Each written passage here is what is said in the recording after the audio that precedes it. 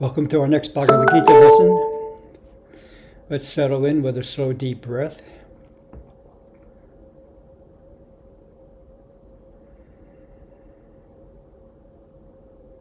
Hari Om Tat Sat. Om Shanti. This is episode number 289, entitled People Get Ready. Curtis Mayfield wrote this song when he was a part of the Impressions.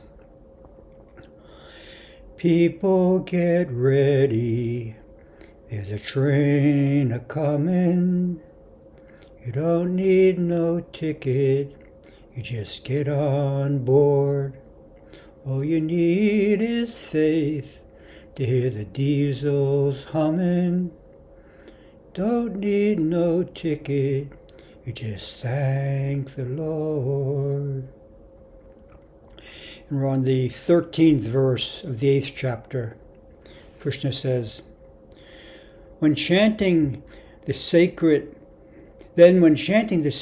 syllable Om, the very expression of Brahman, and meditating on me, you will leave the body absorbed in the highest realization. For the last few weeks, we've been looking at Sri Krishna's guidance on how to consciously leave the body in a way that leads to self-realization. In this verse, he adds two final steps.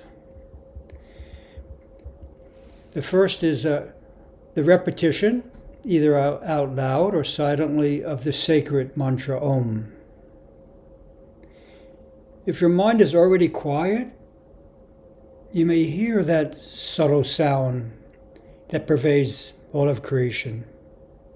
And in that case, repetition may not be needed. You can simply rest your awareness in that vibration.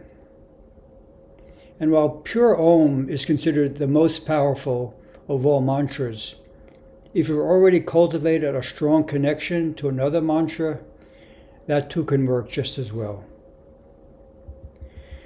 The second step that Krishna talks about here is meditating on me, or contemplating on Brahman, the substratum of all that exists, the screen upon which the entire drama of the world is projected.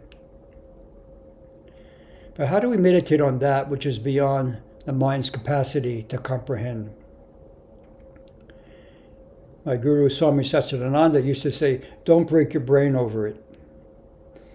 Perhaps the best way to meditate on me is by letting go of thinking, resting in the gap between two thoughts, and allowing awareness to settle back into itself.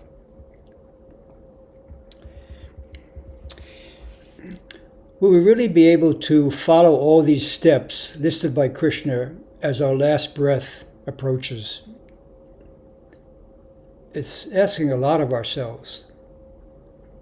That's why, if we're serious about merging our individual consciousness with the cosmos consciousness in those final moments, we need to start practicing these steps now.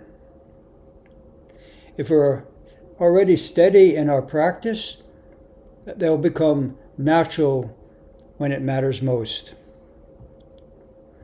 I'll give a quote from Swami Satchidananda. If you can do this at the very last moment, it won't matter what you did earlier. You would attain the supreme goal.